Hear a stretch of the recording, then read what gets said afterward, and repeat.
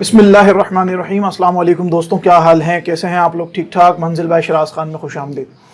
दोस्तों, last video के अंदर हमने जर्नलाइजिंग का प्रोसेस देखा था कि किस तरीके से हम जर्नल के अंदर अपनी एंट्रीज को रिकॉर्ड करते हैं। आइए आज हम कुछ एडवांस एंट्रीज यानी कंपाउंड एंट्रीज, जिसको हम कंबाइंड एंट्रीज भी कहते हैं, आज हम वो सीखेंगे कि किस तरीके से हम जर्नलाइजिंग के अंदर कंपाउंड एंट्री को रिकॉर्ड करते हैं। पहले समझ लीजिए कंपाउंड एंट्री क्या होती है। कंपाउंड एंट्री एक ऐसी एंट्री को कहा जाता है जिसमें एक से ज्यादा डेबिट या एक से ज्यादा क्रेडिट पाए जाते हों, या 2 डेबिट, 3 डेबिट, 4 डेबिट, या 3, 4, 5, 6 क्रेडिट, कुछ भी, यानी एक से ज्यादा डेबिट या एक से ज्यादा क्रेडिट या एक से ज्यादा दोनों चीजें ही पाई जाएं जिस एंट्री के अंदर, उसको कहा जाता है कंपाउंड एंट्री। एक ही तारीख के अंदर हो रही हो वो कंपाउंड एंट्री कहलाते हैं। तो आइए बिना किसी ताखीर के कुछ इलस्ट्रेशंस है कंपाउंड एंट्रीज की, वो हम सॉल्व करते हैं। देखिए, ये एक इलस्ट्रेशन दी हुई है। इस इलस्ट्रेशन के अंदर कह रहा है कि ब्राइट ट्रेडिंग कंपनी है, जर्नलाइजिंग हम करने जा रहे हैं, मार्च का महीना है 2009। बोला on 1 March 2009 mister Khan started business named as Bright Trading with cash rupees 5 lakh, office furniture 20,000 and equipment 50,000। यानी अब इस शख्स ने जो अपना बिजनेस स्टार्ट करा है वो सिर्फ कैश से नहीं बल्कि मज़ीद 2 और अपने एसेट्स लेकर आया है बिजनेस में, और वो भी फिक्स्ड एसेट्स हैं, फर्नीचर और इक्विपमेंट। तो देखिए बिजनेस में एसेट आ रहा है, और एसेट 3 तरीक़ों से आ रहा है, कैश के तरीके से, फर्नीचर के तरीके से और इक्विपमेंट के तरीके से। तो कैश, फर्नीचर और इक्विपमेंट, ये तीनों एसेट्स हैं हमारे पास। एसेट्स बिजनेस में आता है तो डेबिट होता है 5 लाख से कैश, 20,000 से फर्नीचर, 50,000 से इक्विपमेंट। जब इन तीनों का सम अप करा तो ऑब्वियसली हमारा कैपिटल इंक्रीज़ हो रहा है। कैपिटल जब इंक्रीज़ होता है तो क्रेडिट पर आता है, और कैपिटल कितने का क्रेडिट पर आ गया? 5,70,000 का, यानी तीनों का सम अप कर आ गया। याद रखिएगा, जितना आपका डेबिट होगा उतना ही आपका क्रेडिट होना चाहिए। Double entry book keeping system के मुताबिक both side should be equal, दोनों तरफ आपका बैलेंस बराबर आना चाहिए। हमने नीचे नरेशन दे दी, started business with cash, furniture and equipment. अब आप देखिए 2 तारीख को बोला purchased merchandise from Salman brothers, cost ₹1,000 and paid ₹300 partially. अब आप देखिए, हमने सामान मर्चेंडाइज ख़रीदा। आपको पता है मर्चेंडाइज के ख़रीदने को परचेजेस कहा जाता है। परचेजेस हमारे पास आ गई ₹1,000 की, हमने मर्चेंडाइज ख़रीदी, लेकिन उसी दिन हमने 1,000 का सामान जो ख़रीदा उसको 300 की पेमेंट कर दी। इसका मतलब कैश हमारे पास से 300 चला गया। कैश एसेट है, एसेट जब जाता है तो वो क्रेडिट होता है। देखिए मैंने कैश को क्रेडिट पर लिख दिया। उसके अलावा अब हमारे पास 700 की सलमान ब्रदर्स की लायबिलिटी चढ़ गई, यानी हमें सलमान ब्रदर्स को ₹700 पे करने हैं इन फ्यूचर। तो ऑब्वियसली अकाउंट्स पेएबल हमने सलमान ब्रदर्स का क्रेडिट कर दिया। अच्छा, अब आप लोगों को ये डाउट होगा कि सर पिछली वीडियो के अंदर तो आपने बाकायदा लिखा था कि अकाउंट्स पेएबल, इस वीडियो के अंदर आपने अकाउंट्स पेएबल वगैरह कुछ भी नहीं लिखा, सिर्फ सलमान ब्रदर्स का नाम लिख दिया। देखिए मैंने आपको ये कहा था कि मैं हर एस्पेक्ट को देखता हुआ चलूँगा। पिछली ट्रांजैक्शन में जो मैंने अकाउंट्स पेएबल लिखा था वो एक ट्रेडिशनल तरीका था। ट्रेडिशनल तरीके से मुराद ये है पाकिस्तानी तरीका, एशियन मेथड है, इंडियन पाकिस्तानी तरीका, हम उसमें अकाउंट्स पेएबल लिखते हैं। याद रखिएगा कैम्ब्रिज सिस्टम के मुताबिक अकाउंट्स पेएबल नहीं कहलाता, यानी जो हमारा क्रेडिटर होता है, जो जिसको हमें पैसे पे करने होते हैं, वो हमारा अकाउंट्स पेएबल, उसके लिए हम रिकॉर्ड नहीं करते बल्कि क्रेडिटर लिखते हैं।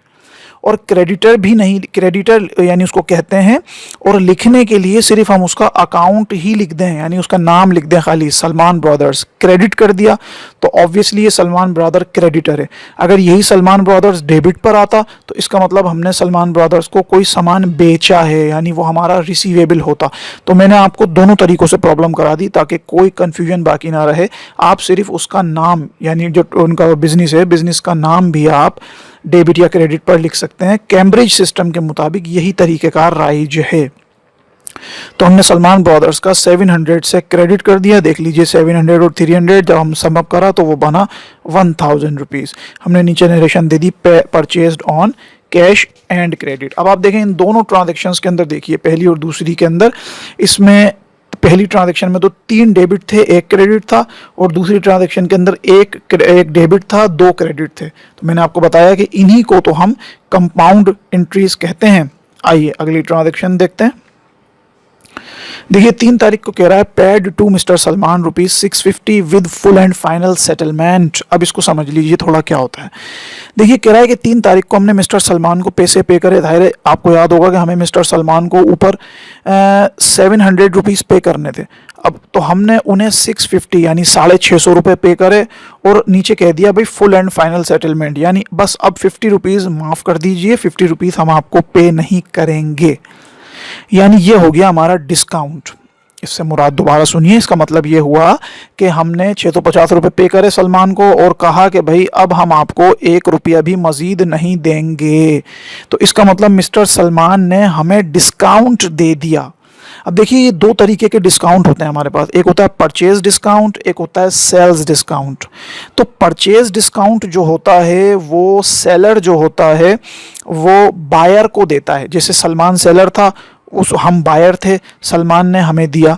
और याद रखिएगा ये परचेज डिस्काउंट जो होता है ये कॉन्ट्रा अकाउंट होता है परचेजिज का, और आपको पता है परचेजिज एक्सपेंस होते हैं, तो एक्सपेंस का कॉन्ट्रा अकाउंट परचेजिज डिस्काउंट होता है, यानी जो परचेजिज में से डिटेक्ट होता है, माइनस होता है। समझ में आ गई बात। इसको डिस्काउंट रिसीव भी कहते हैं। डिस्काउंट रिसीव ट्रेडिशनल नाम है यानी एशियन नेम है, और परचेज डिस्काउंट इसको कैम्ब्रिज वाले यानी यूके वाले इसको पुकारते हैं परचेज डिस्काउंट से। मैंने कहा था मैं दोनों एस्पेक्ट्स को समझाऊंगा आपको। तो इसको ये कह दिया हमने क्या, परचेज डिस्काउंट। अब जनाब परचेज डिस्काउंट की जो नेचर होती है ना, बेसिकली हम उसको एज अ इनकम ट्रीट करते हैं, उसकी नेचर। लेकिन मैंने फिर आपको बता दिया कि ये कॉन्ट्रा परचेज होता है, तो इसका मतलब परचेज डिस्काउंट तो डेबिट, तो उसका कॉन्ट्रा क्रेडिट। आपको पता है कॉन्ट्रा हमेशा डेबिट या क्रेडिट होता है, तो उसका जो कॉन्ट्रा था वो क्रेडिट हो गया। तो अब आप यहाँ देख लीजिए सलमान ब्रदर्स की पूरी लाइबिलिटी ख़त्म। अब हम 650 देने के बाद हम उन्हें 1 रुपया भी नहीं देंगे, इसका मतलब हमारा सारा उधार 700 रुपये से ख़त्म। अब हम उन्हें 1 रुपया भी नहीं देंगे, तो हमारी लाइबिलिटी ख़त्म हो गई। सलमान ब्रदर्स, आपको पता है लाइबिलिटी जब ख़त्म होती है तो वो डेबिट पर आती है। जिस सलमान ब्रदर्स को हमने ऊपर क्रेडिट किया था उसी को हमने डेबिट कर दिया 700 रुपीज़ से। और क्रेडिट किसको करा, देखिए हमारे पास से कैश जा रहा है, कैश एसिटी जब वो जाता है तो क्रेडिट होता है। 650 रुपीज़ का कैश हमारे पास से क्रेडिट हो गया। और जनाब परचेज डिस्काउंट जो कि कॉन्ट्रा एक्सपेंस है यानी परचेजिस का कॉन्ट्रा है, तो आपको पता है परचेज डेबिट होता है तो परचेज डिस्काउंट क्रेडिट होता है। इसको इस नज़रिए से भी समझ लें या इसको इस नज़रिए से समझ लें कि लीजिए जनाब ये हमें डिस्काउंट मिल रहा है, तो मतलब हमारी रेवेन्यू हो रही है, हमारी आमदनी हो रही है बैठे बिठाए। भाई 50 रुपये हमारी बचत हो गई ना, हमारी आमदनी हो गई। और जब रेवेन्यू इंक्रीज़ होता है तो वो क्रेडिट पर लिखा जाता है। तो लीजिए जनाब 50 रुपये हमने इसको क्रेडिट कर दिए। दोनों नज़रियों से अपना कॉन्सेप्ट बना लें जो आपको आसानी से समझ में आ जाए। नीचे हमने नरेशन दे दी, paid to Salman brothers with cash discount. Purchase discount को कैश डिस्काउंट भी कहते हैं, तो हमने नीचे नरेशन में दे दिया paid to Salman brothers with cash discount. 4 तारीख को देखिए, 4 तारीख को कह रहा है कि sold to Mughal traders cost rupees 5,000 and received 3,000 cash. बोला हमने मुगल ट्रेडर्स को 5,000 रुपये का सामान बेचा, लेकिन मुगल ट्रेडर्स ने हमें उसी दिन यानी 4 तारीख को ही 3,000 दे दिए कैश की सूरत में कि जनाब आप ये 3,000 रुपये रखिए और 2,000 रुपये हमें मुगल ट्रेडर्स से इन फ्यूचर लेने हैं। तो हमारे पास कैश कितना आया, कैश हमारे पास आ गया 3,000 रुपये का। हमने 3,000 रुपये कैश को क्या कर दिया, डेबिट कर दिया। अब देखिए मुगल ट्रेडर्स से हम पैसे लेने वाले हैं, इसका मतलब मुगल ट्रेडर्स हमारा अकाउंट्स रिसीवेबल है। मैंने आपको बताया अकाउंट्स रिसीवेबल ट्रेडिशनल मेथड में होता है, लेकिन हम खाली उसका नाम भी लिख सकते हैं। तो हमारा आसरा, हमारी उम्मीद, इन फ्यूचर रिसीव हमारा बढ़ गया, एसिट बढ़ गया। अकाउंट्स रिसीवेबल एसिट होता है, लेकिन कैम्ब्रिज में उसको डेटर्स कहते हैं, तो या उसका खाली नाम भी हम मेंशन कर देते हैं। तो मुगल ट्रेडर्स को हमने डेबिट कर दिया 2,000 रुपये से, और हमारी टोटल सेल्स कितने की हो गई, 5,000 रुपये की हो गई। तो आप ये चीज़ भी देख लीजिए, 3,000 और 2,000 डेबिट पर 5,000, और क्रेडिट भी हमारा कितना हो गया, 5,000 रुपये का। हमने नीचे नरेशन दे दी, sales on cash and credit. उसके बाद देखिए मज़ीद एक ट्रांजेक्शन 5 मार्च, 5 तारीख, तीसरा महीना। बोल रहा है purchased on credit from Moon Elite cost rupees 4,000 and returned them on a same day ₹500। बोला हमने सामान ख़रीदा है मून इलाइट से, कितने का, 4,000 रुपये का, और कुछ सामान हमने उनको वापस करा है, रिटर्न करा है 500 रुपये का। मे भी पॉसिबल उसमें सब स्टैंडर्ड सामान आए या टूटा हुआ सामान निकले या मिस कमिटमेंट हो हमारी उनसे कोई कमिटमेंट, तो हमने उन्हें 500 का सामान वापस करा।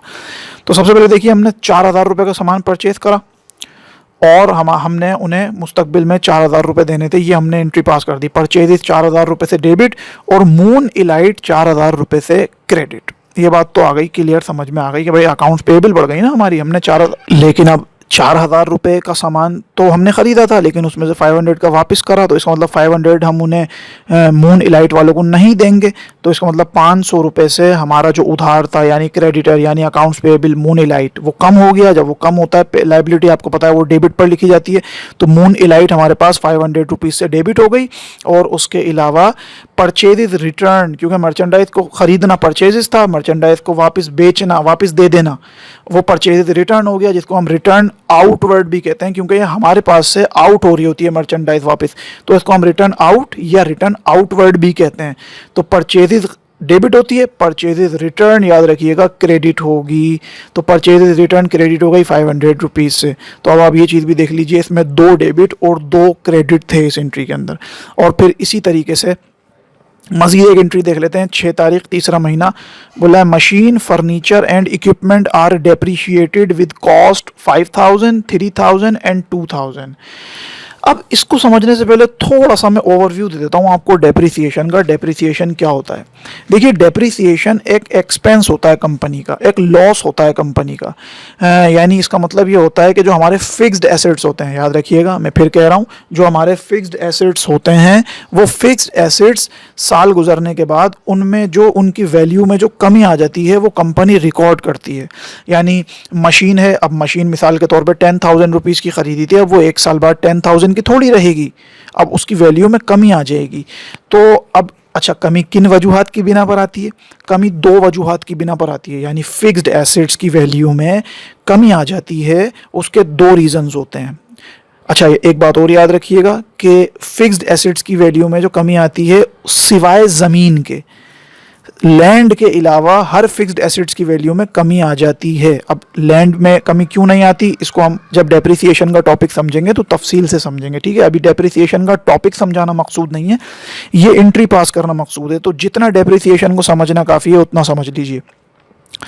देखिए मशीन की वैल्यू में कमी आ गई, फर्नीचर कम हो जाता है उसकी वैल्यू में, इक्विपमेंट की वैल्यू में कमी आ जाती है। इसके 2 रीज़न होते हैं।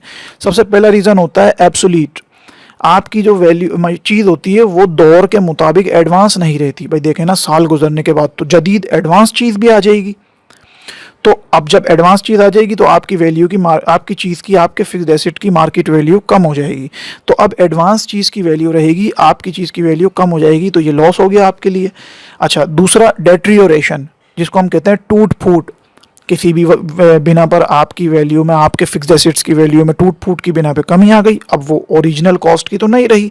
तो असल में कंपनी उनका पैसा कुछ एक्यूमुलेट करते हुए चलती है। कंपनी को पता होता है कि हमारे फिक्स्ड एसेट्स जो हैं वो साल के आखिर में उनकी वैल्यूज़ में कमी आनी है, तो लिहाजा कंपनी ड्यूरिंग द ईयर, साल के बीच में ही उनको उसके लिए गौर व फिक्रमंद हो जाती है, सोच में पड़ जाती है और उसके लिए मुआवजा जमा करना शुरू कर देती है। उसको कहते हैं एक्यूमुलेटेड डेप्रिसिएशन। समझ रहे हैं? तो अब इस एंट्री को समझिए। बोला मशीन फर्नीचर एंड इक्विपमेंट जो है वो 5,000, 3,000, 2,000 से डेप्रिशिएट हो गई, तो टोटल डेप्रिसिएशन एक्सपेंस कितना हो गया? 10,000 का। आपको पता है एक्सपेंस जब बढ़ता है तो वो डेबिट होता है। 10,000 रुपये का डेप्रिसिएशन एक्सपेंस हो गया। और कंपनी ने तीनों चीज़ों के लिए, यानी मशीन, फर्नीचर और इक्विपमेंट के लिए 3 एक्यूमुलेट्स बना लिए। एक्यूमुलेट्स का मतलब ये है कि जमा करने शुरू कर दिए पैसे, अपने कैश में से कुछ पैसे जमा कर दिए, यानी कैश निकल गया, वो एक्यूमुलेटेड डेप्रिसिएशन हो गया। और इस एक्यूमुलेटेड डेप्रिसिएशन की नेचर कॉन्ट्रा टू एसेट होती है, याद रखिएगा, कॉन्ट्रा टू एसेट।